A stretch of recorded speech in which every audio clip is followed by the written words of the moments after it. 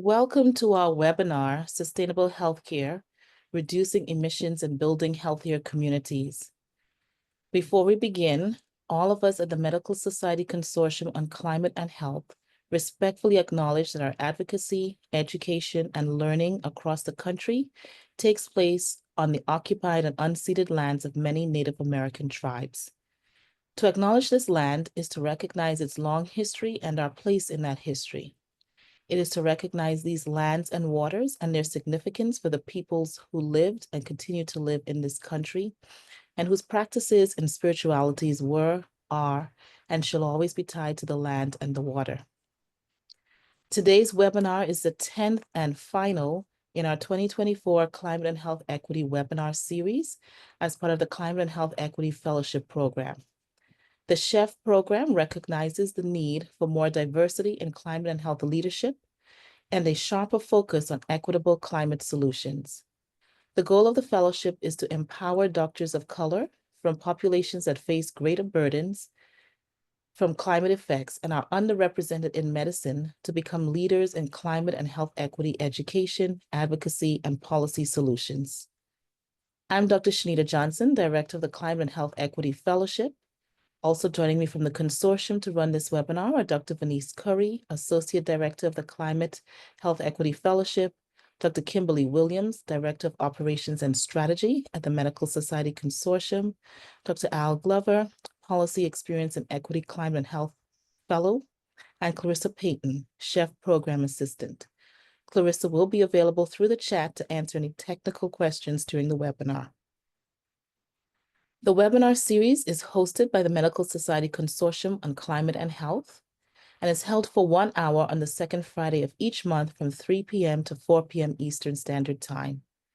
Today's webinar will be recorded and made available on our YouTube channel and website for future viewing as part of the Equity Resources page on the consortium's website. This year, we are excited to continue our initiative of offering CME credit for our webinars. Instructions on obtaining credit will be provided at the end of the webinar. We know that the healthcare system contributes 8.5% of the U.S. greenhouse gas emissions, and it is important to address the impact of the health system through decarbonization efforts. These efforts can have a lasting impact on the health of our planet and community. Today, we are honored to have our speakers, Dr. Alisahah Jackson, System Vice President of Population Health, Innovation and Policy at CommonSpirit Health. Dr. Jackson joined CommonSpirit Health in June of 2020 as its first System Vice President of Population Health, Innovation and Policy, with responsibilities for strategy development for vulnerable populations, health equity, and innovative care delivery models. We also have Dr. Bright Ho. Dr. Bright Ho is a surgical resident who is a member of the SAGES U.S. and European Sustainability and Surgical Practice Committee at the Society of American Gastrointestinal and Endoscopic Surgeons, whose research is within the space of sustainability and surgical practices. Rather than using our time to provide a further description of their impressive work, we are placing a link to their bios in the chat. The general format for today's webinar will be two 20-minute presentations by our speakers, followed by a Q&A from our audience. We ask that you put comments, links to any resources that you may recommend, or any questions that you may have for the presenters in the chat box at any time during this presentation. We will get to as many of the questions as we can during the Q&A period. Please remember to keep yourself muted so that we are not interrupted by background noise. Dr. Ho, you may begin.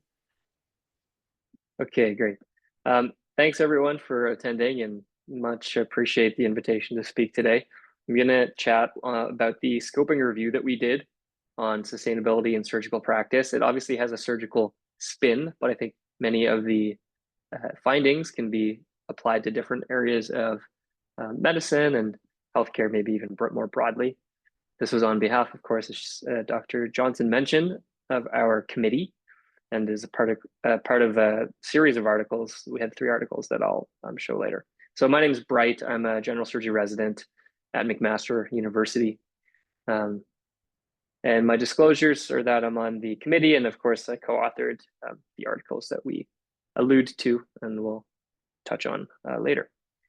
So this is the background again, this is a bit sort of a surgical focus, but this image I think is really striking. This is a photo from the Royal College of Surgeons, which is in the UK. And societies in the UK have been major leaders in identifying that surgery exerts a great deal of impact on the environment. The NHS in general actually has identified this, and I'll show you some photos of that. But to me, it's a very compelling image, and maybe even more so this image. This is Maria Kojik. She is a spatial artist from the Netherlands. She had a mastectomy for breast cancer in 2019 and then a reconstruction in 2020. So she had 2 operations for breast cancer. And she now speaks about how much surgical waste there is and gives educational talks and programs about sustainability. This is the amount of waste depicted from her operations from across both operations. And you can see many, many different pieces of plastic and garbage. And this is just one patient. And of course, we treat a lot of patients on the run of a day, let alone a week, and etc. Climate change has been recognized as the single biggest health threat facing humanity. That's from the United Nations. WHO has stated this in the past, same with the Lancet. Dr. Johnson, I think you mentioned like 7% of greenhouse gas emissions. This is a sort of a stat from globally for global emissions. It's in that range of like 5 to 7.5%, depending on where you look. And then surgical care contributes a substantial amount to that footprint, which is why all of these societies and governments are interested in this. So I don't know how this is going to change, obviously, with recent election, but at least this was stated that the goal in the US was to achieve a 50% reduction in greenhouse gases. In the EU, the European Union, it's no different. They also, similarly, by 2030, want to achieve a 50% reduction. And then the NHS more broadly, not just surgery, but the NHS wants to achieve net zero by 2040, which is obviously very ambitious. I mean, we're already like almost in 2025. So like, what's the status of this? How close are we to it? Those are questions you're probably wondering.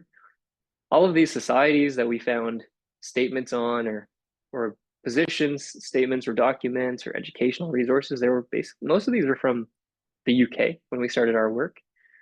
Royal College of Surgeons of Glasgow, and then this is Royal College of Surgeons of England. And Dr. Silla is the past president for one of our major general surgery societies, which is SAGES. EAS is basically the European version. So when we say EAS SAGES initiative, it's sort of a joint North American European initiative that we undertook. And so part of her presidential initiative was to look at the impact of surgical waste and surgery on the environment in general, the footprint. So there have been many different studies looking at this, individual studies, but what we found when we did a brief search was there are a lot of different avenues in surgery's impact on the environment. So of course, people have tried to summarize this, aggregate data, but unfortunately, it's just so heterogeneous that these reviews are even on specific subsets. So we wanted to very broadly cover the impact of surgery on the environment, all of these different topics and categories, and put out a sort of position statement, if you will. And then we also, top left is that position statement from EAS SAGES, the joint position statement. We had a survey as well, led by Tejas, one surgical trainee in the US, and then the scoping review. And these 2 documents sort of informed the position statement. And so, of course, we're talking about the scoping review today. And the questions that we had were, what are the fundamental core terminology used in the research? Because it's so heterogeneous, we identified that up front. What do people use? What are the most common terms used? What are the most common outcomes that people use to evaluate the impact of surgery on the environment? The scope, what are the different categories? What is the climate impact in general? How do people quantify this, and what is the impact? And then what about some initiatives that people do or programs as well? So that's what we wanted to cover with the scoping review. We had a very comprehensive literature search with the help of a health sciences librarian, Medline, Embase, and Web of Science. And I'll show you our inclusion and exclusion criteria, we were just interested in primary articles, people that studied the impact of surgery on the environment. We obviously are a general surgery society, so we were interested in general surgery, but we extended it to multiple surgical practices because the impact can overlap. For example, sometimes we use similar instruments for different operations, not just in general surgery. So that's what we were focused on. General surgery, we didn't want studies that weren't on humans. We didn't want different types of procedures. We wanted surgery in the operating room, something that's current and not a pilot study or something that's new and not really feasible or tangible to be implemented now. This is our search syntax, sort of drier, but we had that developed with the help of a health sciences librarian, and we turned back a lot of studies. We had over 22,000 after duplicates were removed that we screened. We narrowed that down to 85 articles. Of course, 2 rounds of screening, title and abstract, full text review, and then data extraction. And so here's a glance at some of these studies. A lot of them were prospective studies, actually, rather than life cycle assessments, and I'll touch on that in a second. A lot of them were single or multi-site, and here are some examples of topics that they looked at: reusable or disposable instruments in the operating room, energy, waste, like packaging from all of the instruments we use in the operating room. And then these are different types of operations. I recognize some people in the audience are not maybe in medicine or in different professions. So gallbladder surgery or colon surgery or hernia repairs or appendix surgeries, these are different organs and common things that we do in general surgery. So in terms of the first few things we wanted to address, here's the scopes we found. The greenhouse gas protocol. So scope 1 is basically anesthetic gases. And for me, like, one thing I should have professed at the start is I'm not an expert in this. I learned a lot during this process. I never realized how big of an impact anesthetic gases have on the environment. That's a full scope in terms of considering the intraoperative impact of surgery in the environment. Another one is energy consumption. They give some examples: LED lighting, anesthetic gas scavenging, HVAC systems. These are all sort of complex, but basically how different technologies we use in the OR to consume energy. And then finally, waste reduction and the whole supply chain of an instrument, from conception, like from when it's made, the materials, to when it's destroyed.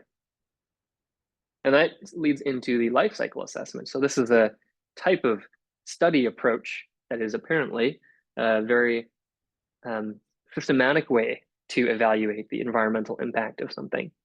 It considers from raw material extraction all the way to reprocessing and everything in between, from transportation to actual use, and then disposal as well. You can't just keep reusing things forever or reprocessing things forever. So all the resources used, the energy consumed, they have a lot of different, very niche metrics that they use to evaluate the outcomes when you perform a life cycle assessment. And perhaps there's some experts in the audience that can shed light on that during the discussion period.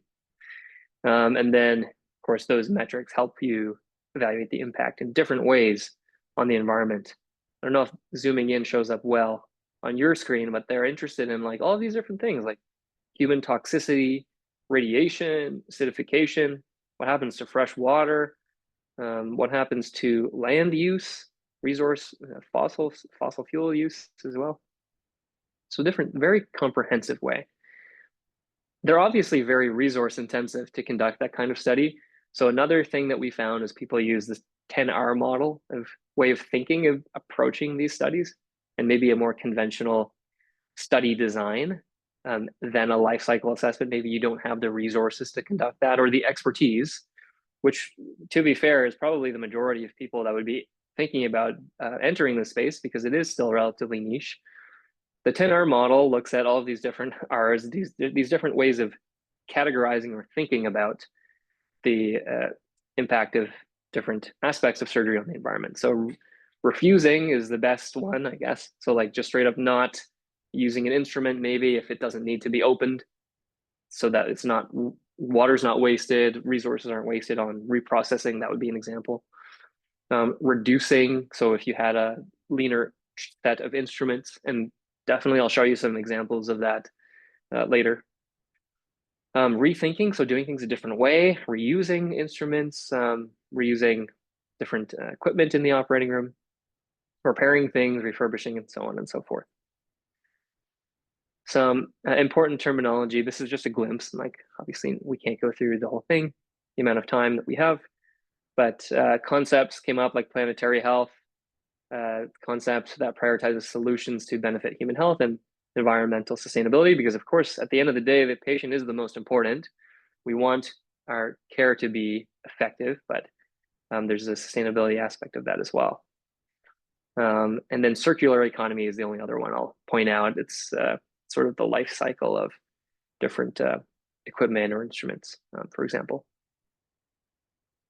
And then there are other metrics. So carbon dioxide equivalence is a common metric that I'll show you actually how often it was referenced in the studies we found.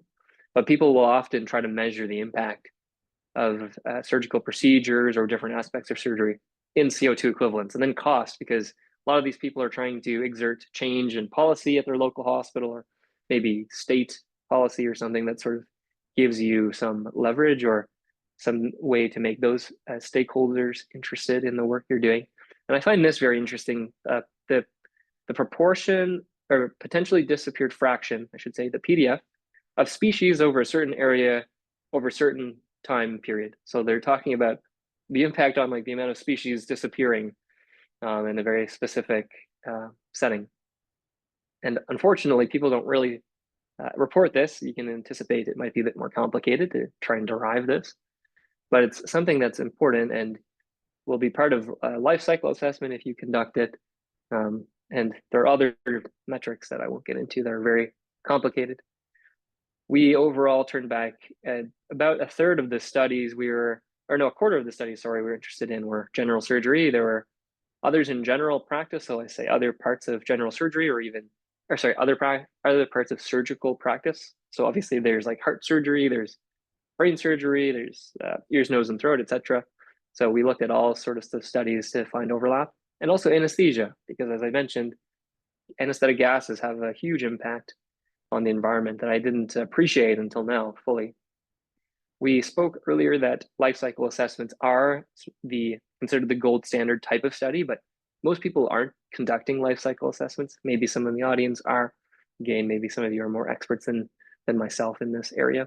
But unfortunately, most were prospective studies, and that's okay. Maybe you're doing a prospective study, you don't have the experts or resources to do the LCAs, but many did not use the 10R model. In fact, I don't actually recall if more than one article did in all the articles that we identified. 45.9% of studies use CO2 as their outcome metric. And then a lot of studies use cost in dollars, or often American dollars, sometimes Canadian and euros, to look at the impact. And then probably the next most common was waste, measuring in kilograms. Energy and water, to my surprise, were less common, but I suppose it is more resource intensive to try and measure those things compared to some of these other more theoretical calculations.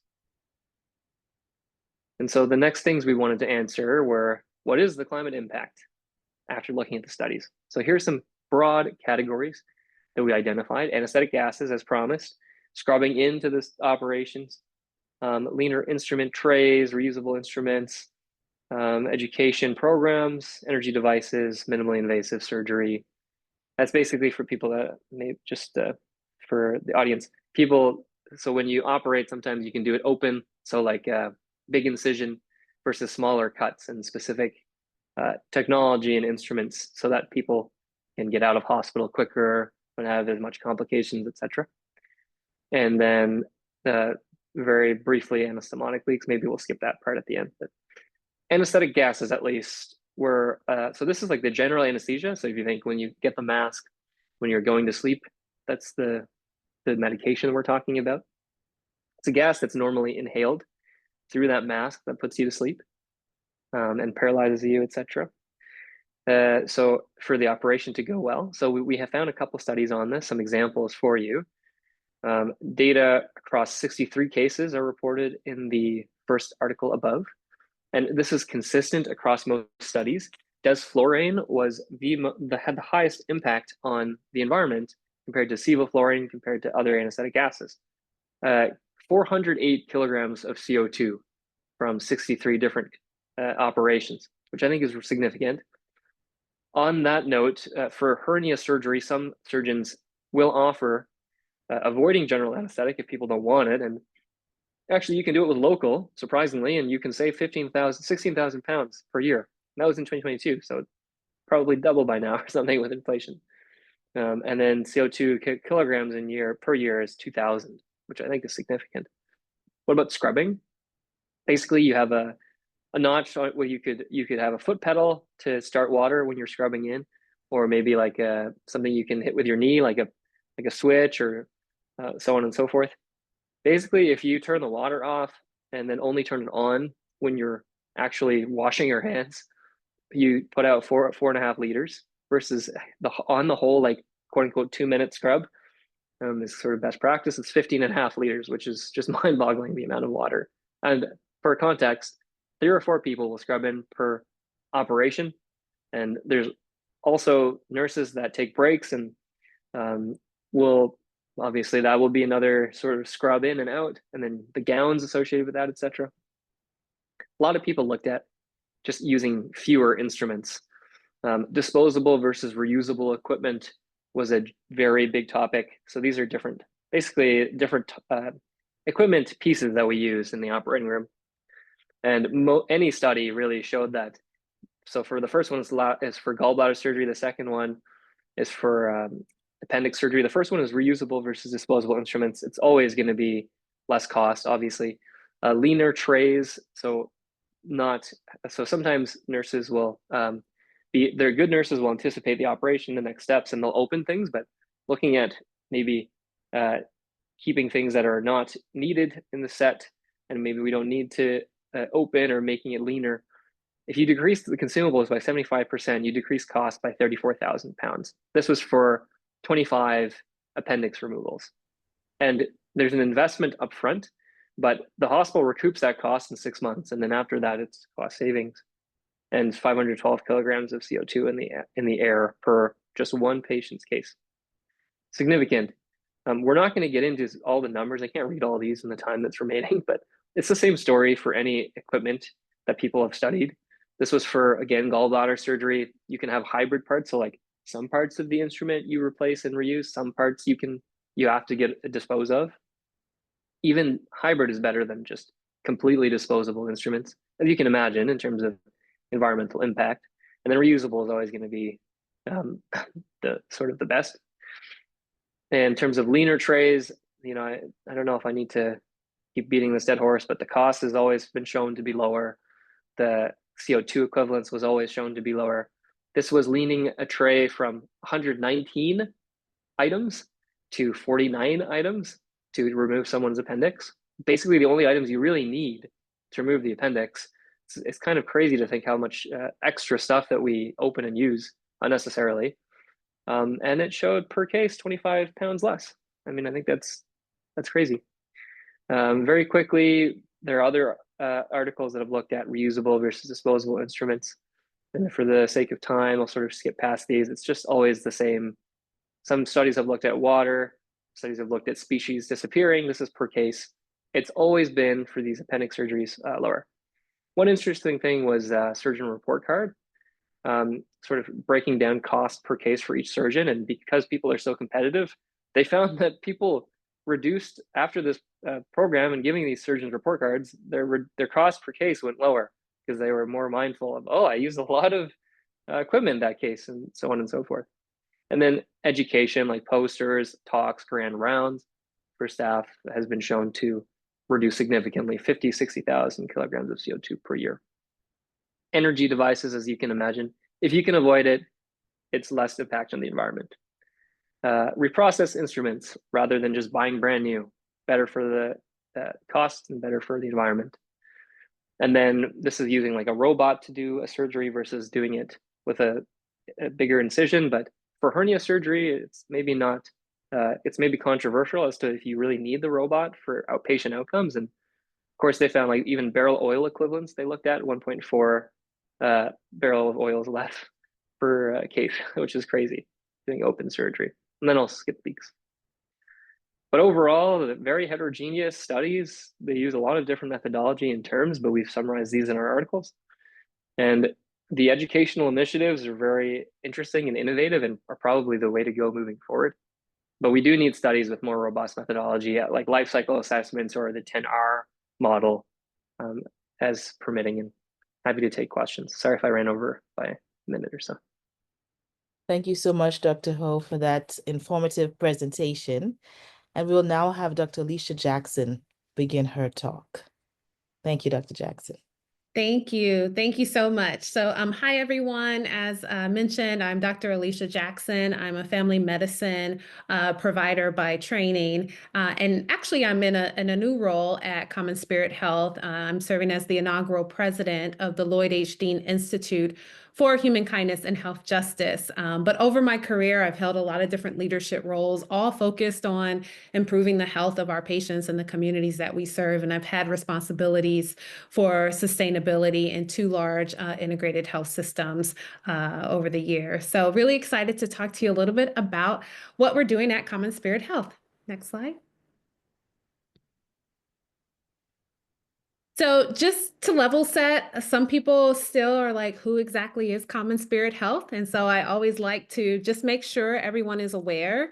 So CommonSpirit Health is the strategic partnership between a couple of different health systems. Initially, it was Catholic Health Initiatives and Dignity Health that came together in 2019. And since then, we've added some additional members to our family.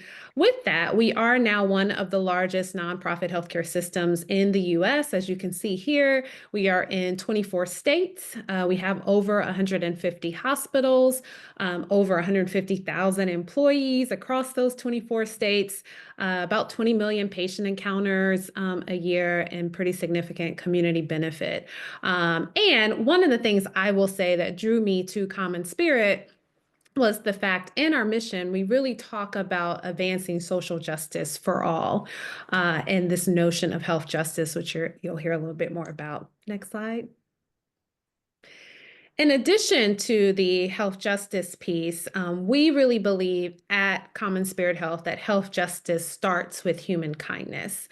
We really at the Institute are focused on the science of kindness, compassion, empathy, and trust, and how that science can actually accelerate improvements in health equity and social justice. Next slide. And for us, we believe that earth justice is health justice. And so, as Bright mentioned in his presentation, and I'm not going to rehash this, but clearly the U.S. health sector is a significant contributor when it comes to earth justice, environmental justice, and even more specifically, GHG emissions. And so for us, we are really focused on a couple of things. Of course, we want to continue to provide a high standard of care. We're looking at our energy demands, our waste generation. Supply chains are so complex, but there's also significant opportunity for us to address earth justice through supply chain as well. So we have a very robust plan that we are focused on at our organization. Next slide.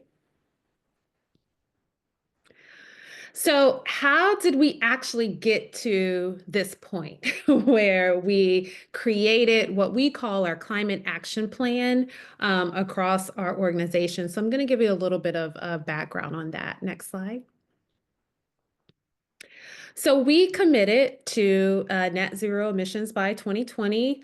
Of course, this is about 10 years ahead of what the Paris Climate Accord is recommending.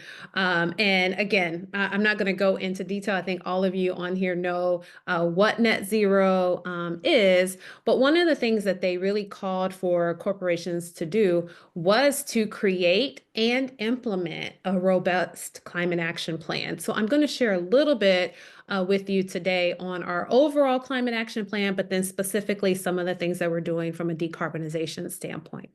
Next slide.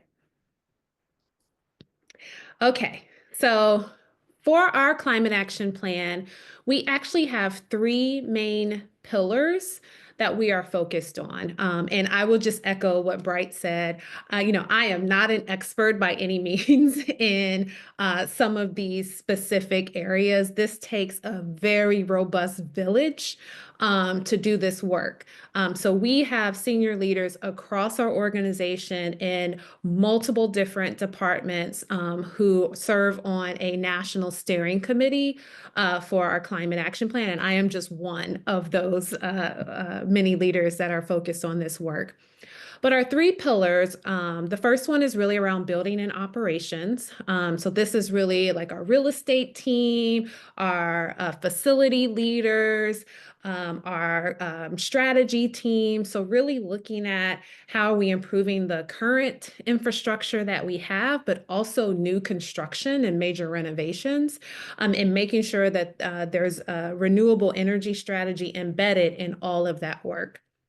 The second pillar for us is supply chain, as I mentioned. So we have, of course, a supply chain department. We also have our Office of Diversity, Inclusion, Equity, and Belonging from a supplier diversity standpoint who participates in that.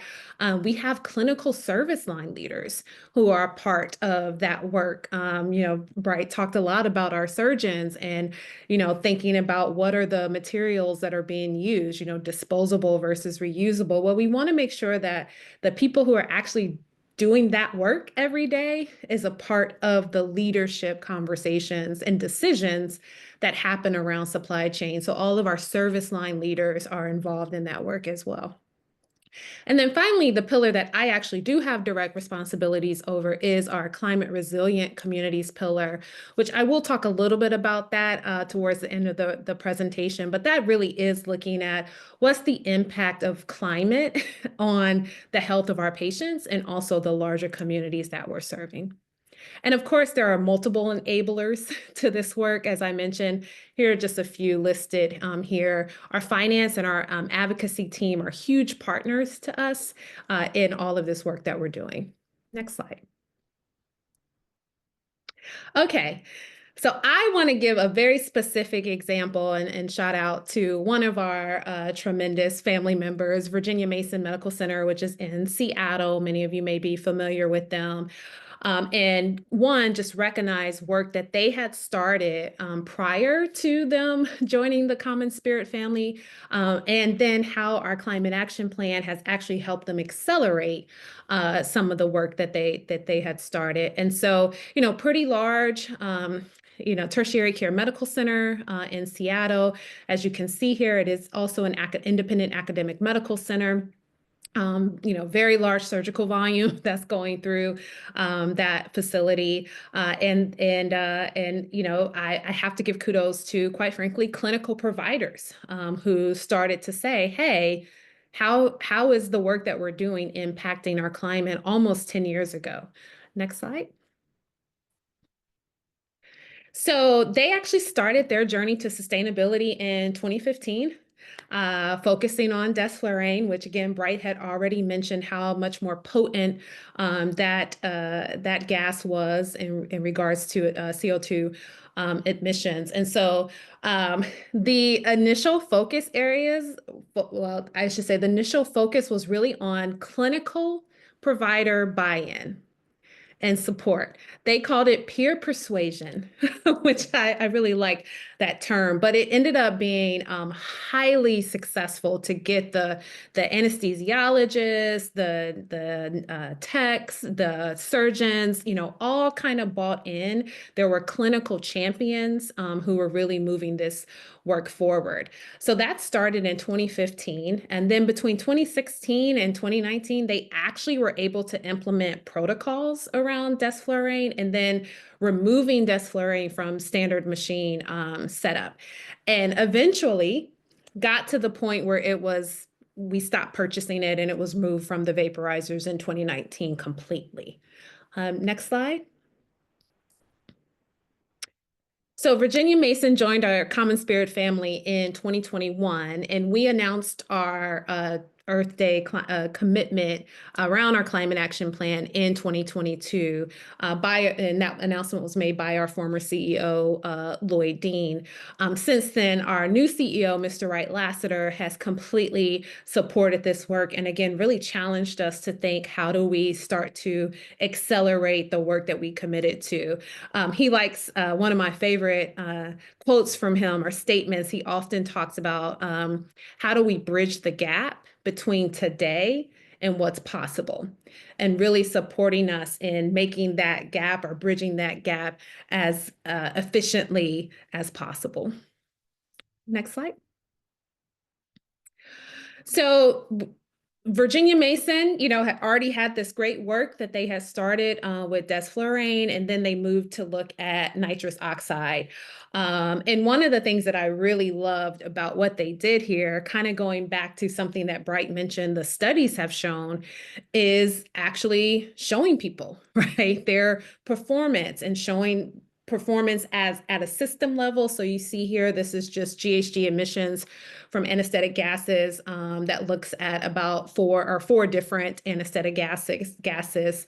But if you go to the next slide, what they actually were able to do was create clinical decision support tools and personal metrics.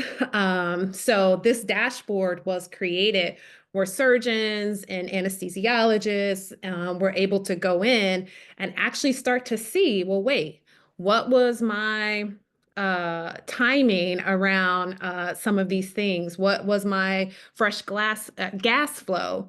And what was my usage of some of these gases that were being used? And what they saw within the first year of rolling out these clinical decision supports and personal, accountability dashboards, if you will, was a 36% lower use of anesthetic gases when compared to similar facilities. So this dashboard has now started to be spread across our entire footprint of CommonSpirit Health. Next slide. And one of the things that we also recognized was that, or I would say the leadership at Virginia Mason recognized that was happening across our entire footprint, was that nitrous oxide was being held in central supply. And you might say, okay, well, if you're trying to standardize things and make things more consistent, that might make sense. But what was happening is that because it was held in central supply, there were large amounts of it being ordered and being stored that ultimately didn't end up getting used. And so then that became waste. And so what they were able to start taking our system through is really looking at, how do we have smaller amounts that actually are at the point of care where the gas is needed, versus it being in this warehouse somewhere, for example, that is sitting and then it doesn't end up getting used. So not only did we show cost savings by no longer purchasing as much of the nitrous oxide, and this was also in partnership with our supply chain committee that is focused on this. But of course, we also saw the reduction in environmental harm. So again, just showing what can be done when you have multiple departments working together, when you're measuring certain things across the organization, and when you really set a achievable goal with the timeline, et cetera. Next slide. So I'll just briefly talk about the work that I'm proud to be leading across our organization, which is around climate resilient communities. Next slide. So what we're really looking at is how is this work around climate impact, whether we're talking about scope 1, 2, or 3, or just in general, how is it actually going to improve the health of the patients and the communities that we serve, especially the poor and the vulnerable? Because as we all know, those populations are often disproportionately impacted by some of the impacts of climate, right? And so really wanted to focus on developing some best practices in the prevention and management of certain diseases that are amplified by climate change, making sure that we had really strong community partners who are also looking at this across our ministry. And quite frankly, what we realize is that making sure that our patients, our providers, and our communities were even aware of their climate vulnerabilities based on the different things that they may be seeing due to climate change. Next slide. So some of the work to date and process for that, we did just start a climate and health internship. We have our first intern actually from Johns Hopkins, who has come on board and has been a tremendous voice and advocate for this work.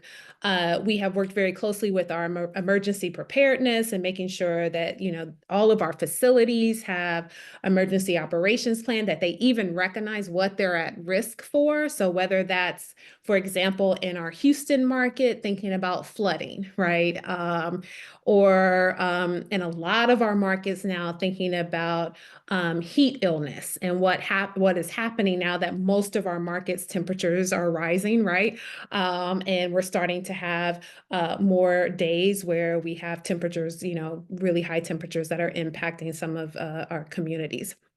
We have also started to add to our CHNA, so our community health needs assessment that all of our facilities are required to do every 3 years, some climate indicators. Now, that's not something that is currently required, but it's something that we felt was critically important to start to embed in our CHNAs. And so making sure that our climate is even aware, our communities are even aware that some of the climate change that is happening can impact their health. So what is their awareness? If they are aware, how are they preparing, right, for some of those things? Next slide. And so I would just say, you know, if I would say 3 takeaways that we've learned over the last couple of years as we started to do this work. One, as you can see here, and this is like always my biggest takeaway, real change requires strong collaborations and engaged partners. Again, we could not have done this work, continue to do this work, but not only our internal collaborators and partners, but also our external collaborators and partners, and also our patients. We actually advocate and leverage our patient and family advisory councils in you know, giving us input on this work as well. The second thing I would just say, and of course, talking to this group, is engage clinical providers as champions. And, you know, as a family medicine doc myself, I often just see the power that we have. You know, I tell people, if you look at polling around who's the most trusted professions in the US, since the 1930s, for the most part, every year, the top 2 trusted professions have been physicians and nurses. Sometimes nurses are number 1, sometimes physicians are number 1, but the reality is, you know, as clinical providers, we tend to be a trusted profession. And so how do we engage our clinical providers in this work is so important. So I would say, you know, kudos to all of you who are here, who are advocating for climate to be a key consideration as we talk about the health of our communities. And then lastly, the third takeaway I would say is what is not measured is not improved. Right. I'm sure you all have heard something similar to that, you know, even when we're talking about quality, for example. So I think really thinking about how you can put infrastructure in place to measure your progress, right? Once you have set goals specific to climate and health. So with that, I will end my presentation and open it up for questions, I believe. Yes, thank you so much, Dr. Jackson. What an excellent presentation, and kudos to you all for the strong work you are doing. We will now take questions from the audience, and you may raise your hand, but you may also type your questions into the chat box, and we'll get to as many of them as we can. Dr. Keel. Hi, I'm Dr. Donna Keel, anesthesiologist, New York City, and chef fellow of this current cohort. My question is, across such an expansive system, do you have any standard, I guess, measurements or benchmarks that you expect a variety of facilities to meet with regard to whatever sustainability efforts are possible?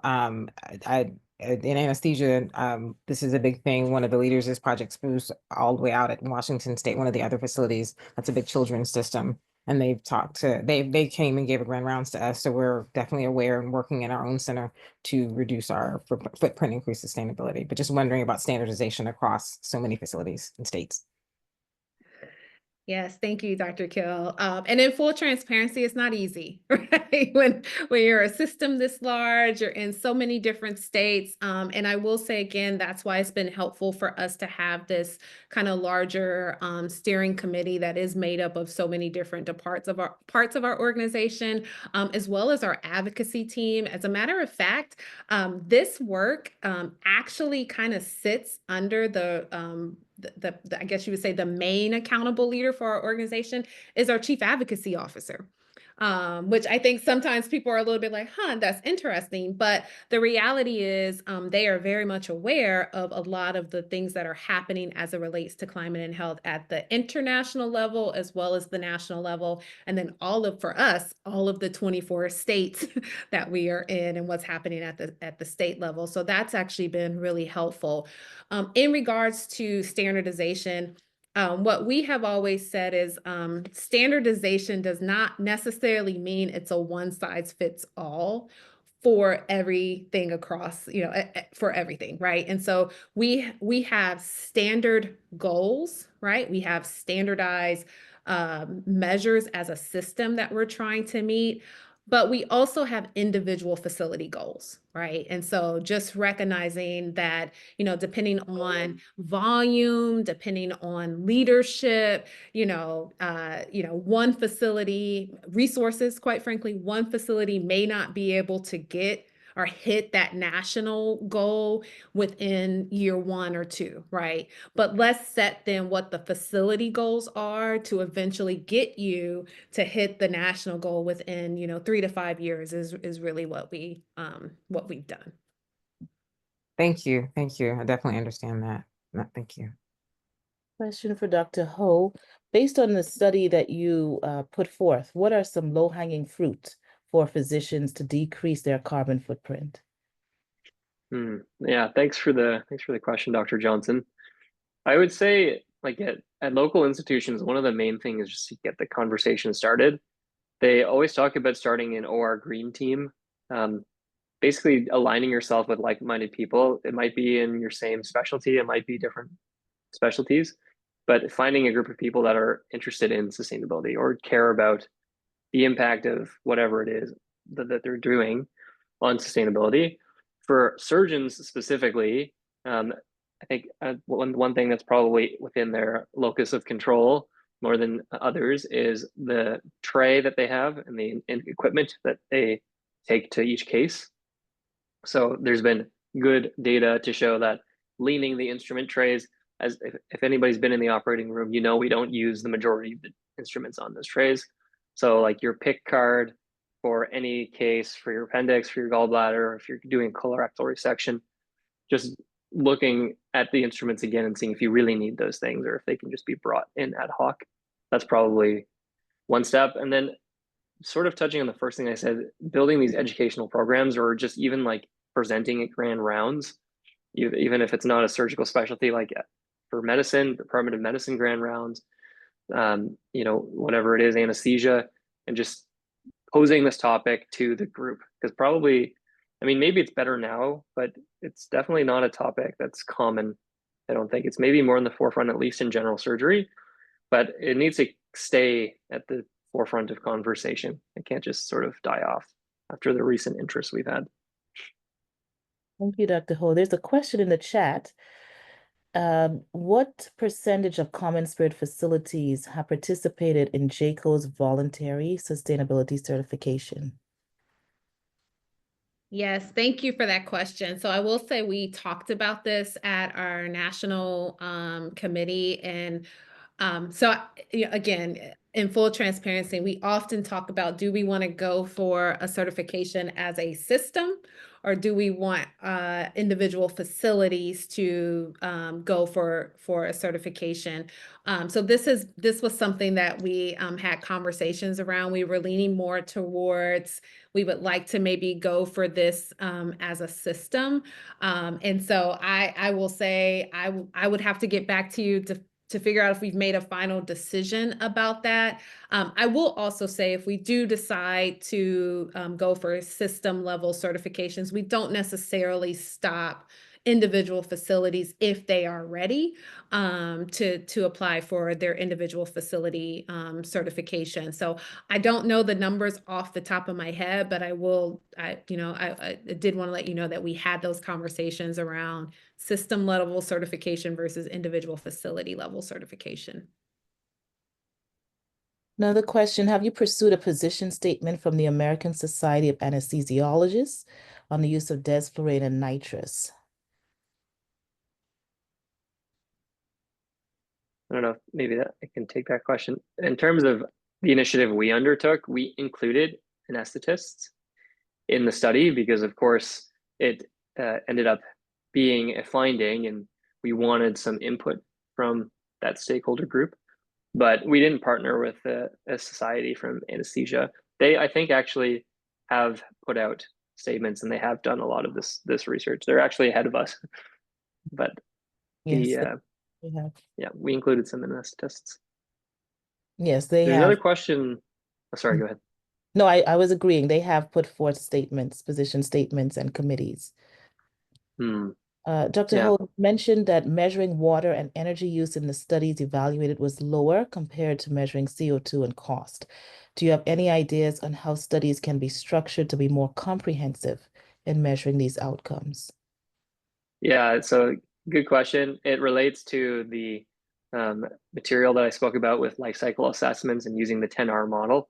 I know it's sort of dry, but when you use the 10R model, it forces you to think about, maybe you were going to study the impact on having a reusable, or maybe I don't know, maybe stapling versus hand sewn, like anastomosis, like connecting bowel or whatever it is.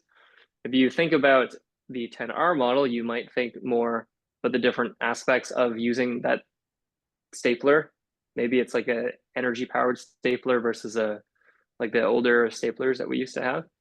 That you might think of some of those things like the water that's used to reprocess or whatever to sterilize. Life cycle assessments are obviously the gold standards, at least that's what we found. But you need specific expertise. I could not do a life cycle assessment on my own. I would need to consult people that do this type of research, that are PhDs, that have studied this. That's like sort of their life work. But we understand and we acknowledge that it's not possible for everyone to do that. You can't expect people to do that like in certain parts of the world, even in certain parts of North America, depending on the resources they have, the connections they have, the networks they can build. Thank you so much. Dr. Ribas, I'm going to hold your question for our fellowship discussion. So this discussion could really go on much longer, but we need to wrap up the session. And I'd like to really thank our speakers for leading such engaging presentations and discussions. And thank you to all of you for joining and participating in our webinar series. I hope you found today's webinar useful. As a reminder, these webinars are held on the second Friday of the month, and we will resume our series next year in March of 2025. In the meantime, recordings from all of the webinars this year will be made available on our YouTube channel and website. And thank you for joining us over the course of this year. Before you leave, we ask you to take a moment to complete the webinar survey if you haven't already. Again, the link will be placed in the chat. And as we said at the start of the webinar, we are pleased to offer CME credit for our webinars this year. To claim this credit, please follow the link in the chat or scan the QR code that we will place on the screen and follow the directions on our website. Today's activity code to claim CME credit is 13391. This now concludes our session. Thank you so much for joining us. Have a wonderful day.